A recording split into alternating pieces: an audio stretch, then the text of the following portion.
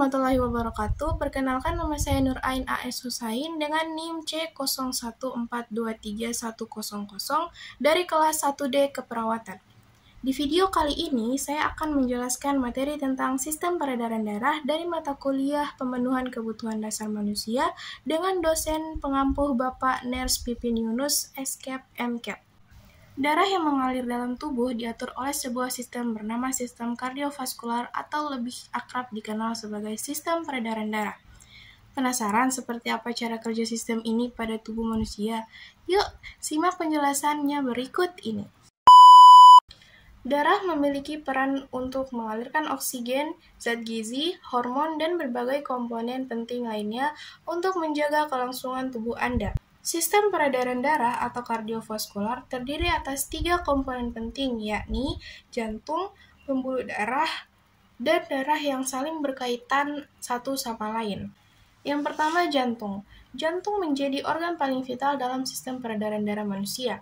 Organ ini berfungsi untuk memompa darah ke seluruh tubuh dan menerima aliran darah kembali. Letak jantung berada di antara paru-paru, tepatnya di tengah dada dan bagian belakang kiri tulang dada. Ukuran jantung berkisar dari 200 sampai dengan 425 gram, atau kira-kira sedikit lebih besar dari kepalan tangan Anda.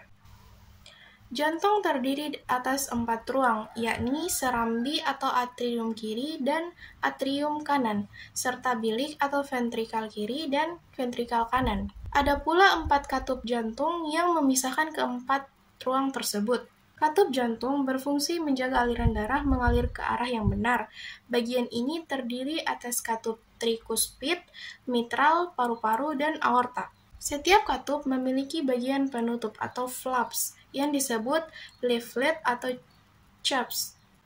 Bagian ini akan membuka dan menutup sekali setiap jantung berdetak. Yang kedua, pembuluh darah. Pembuluh darah merupakan saluran elastis yang berfungsi untuk membawa darah dari jantung ke bagian tubuh lain atau sebaliknya pada sistem peredaran darah manusia.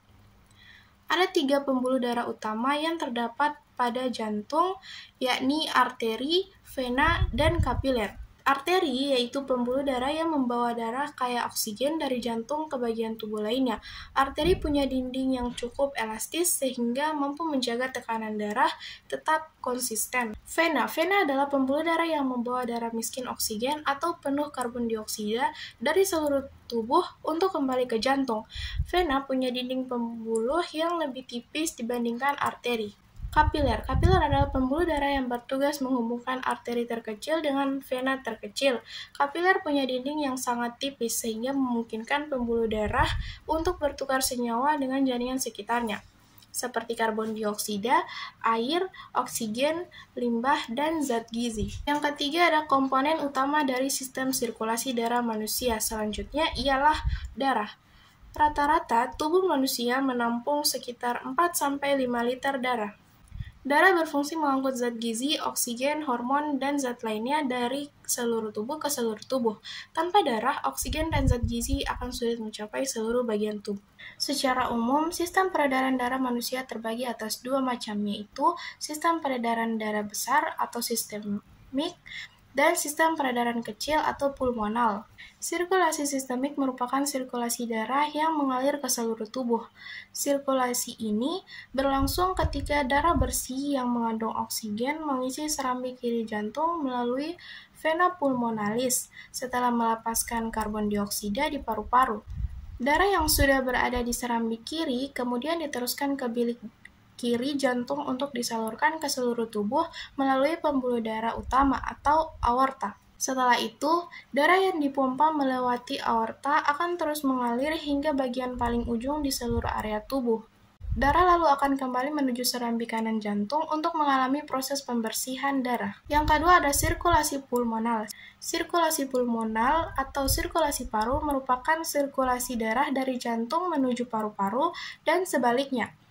Sirkulasi ini berlangsung saat darah yang mengandung karbon dioksida dari sisa metabolisme tubuh kembali ke jantung melalui pembuluh darah vena besar atau vena cava. Selanjutnya, darah tersebut akan masuk ke serambi kanan dan diteruskan ke bilik kanan jantung. Setelah itu, darah akan dialirkan ke paru-paru melalui arteri pulmonalis untuk ditukar dengan darah kaya oksigen. Darah yang kaya oksigen tersebut akan kembali ke serambi kiri jantung untuk diedarkan ke seluruh tubuh. Demikian materi tentang sistem peredaran darah dari saya. Semoga bermanfaat. Sekian, terima kasih. Wassalamualaikum warahmatullahi wabarakatuh.